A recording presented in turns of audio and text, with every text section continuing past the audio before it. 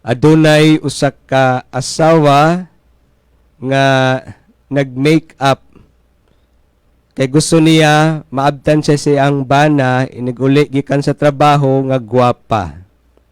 Taod-taod niabot ang iyahang bana, wa man siya tagda ni dinitso man ang iyahang bana sa kwarto kay gikapoy natulog.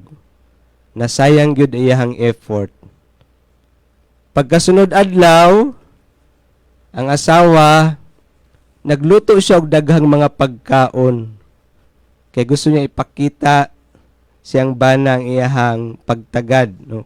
Pagmahal sa iyahang bana.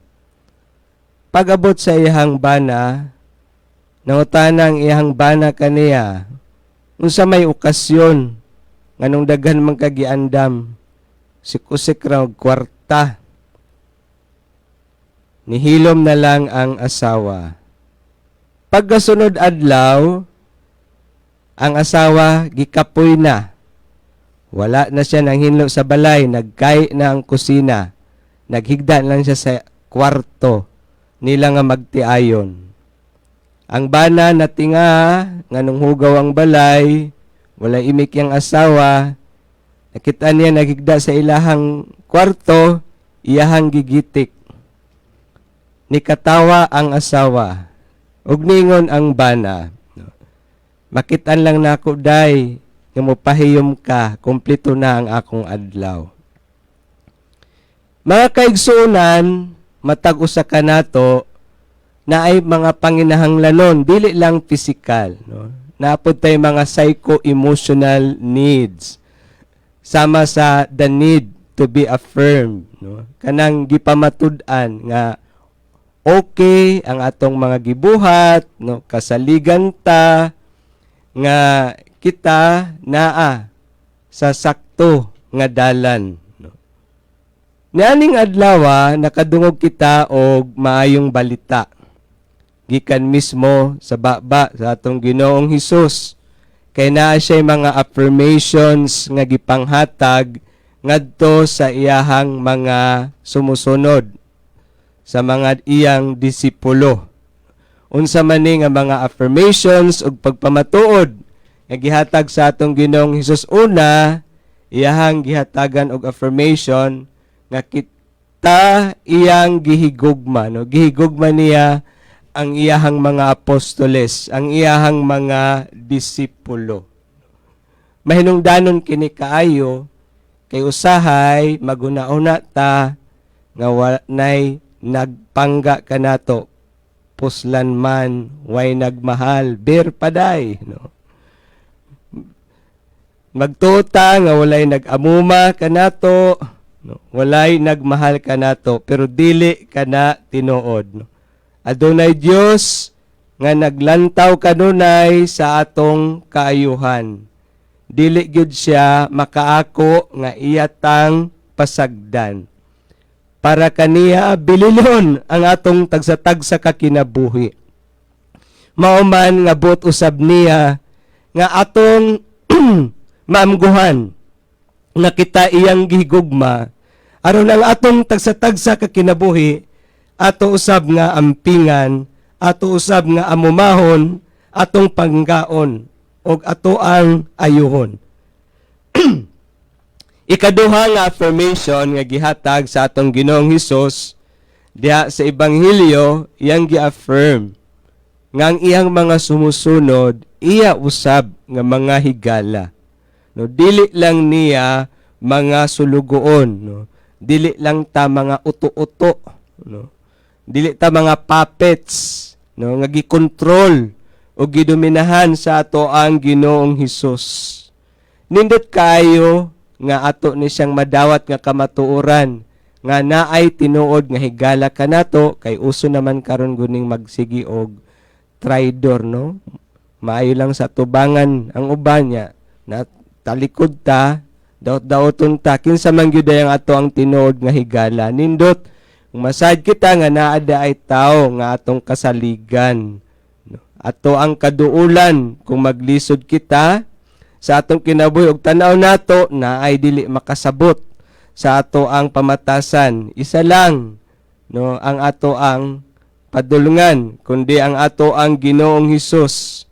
Siya ang atong kasandigan, panahon sa atong mga kalisdanan, ug matud pa niya, andam gani niya, nga itahan ang iyang kaugalingon alang sa iyang mga higala.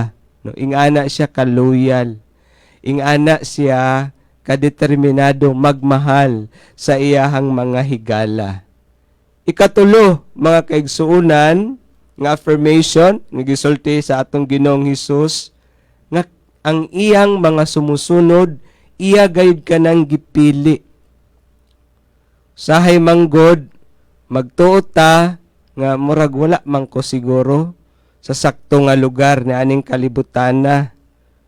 Asa man ta nga dapit na himutang karon, dili aksidente, nga nung naata di ana, gibutang sa atong Ginoo.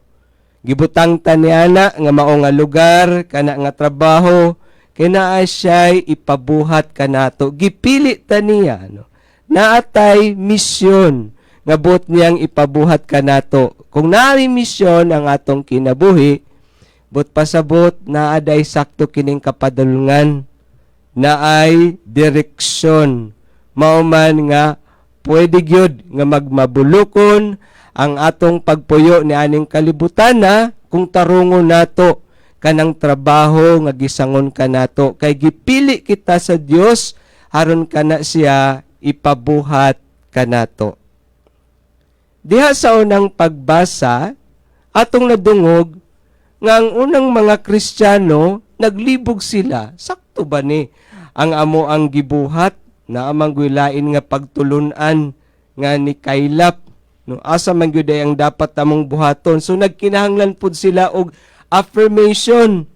Kung nahiuyon pa ba sa kabubuton sa Dios ang ilang gipangbuhat. Mauman nga gipadala, no, ang mga representative sa mga apostles nagdala og sulat haron pagsulti kung unsa og mangayod ang angayan nila nga buhaton haron sila nga mahimong tinuod nga sumusulod ni Kristo.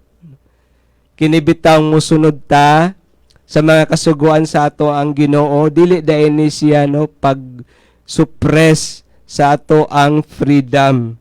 Kini ang pagpamatuod nga pinaagi lamang sa pagsubay sa sakto nga dalan ato ang makaplagan ang tinuod nga kahingpitan og kalipay sa kinabuhi. Mao man nga ang mga unang Kristiyano pagkaduog nga ay tama gyud ang atong gibuhat, nalipay sila, no? Nakontento sila sa ilang gipanghimo sa ilahang kinabuhi. Kung kini nga mga affirmations, no, ato ana pong mapamatud-an mismo sa atong tagsa-tagsa ka kinabuhi, makaingon kita nga na ako sa sakto nga dalan, I am on the right track. Kay nahiuyon sa kabubuton sa Dios ang akong ginabuhat, ug kana nga track, kana nga dalan, walay lain kundi ang dalan ni Kristo. Si Kristo nga nagmahal kanato, si Kristo nga nag-isip kanato nga iyang mga higala, si Kristo nga nagpili kanato haron ipadayon ang iyahang misyon ni aning kalibutan na pinaagi kanato. Hinaot nga ang kasing-kasing ni Kristo mupuyo na sa atong kasing-kasing og sa kasing-kasing sa tanan. Amen.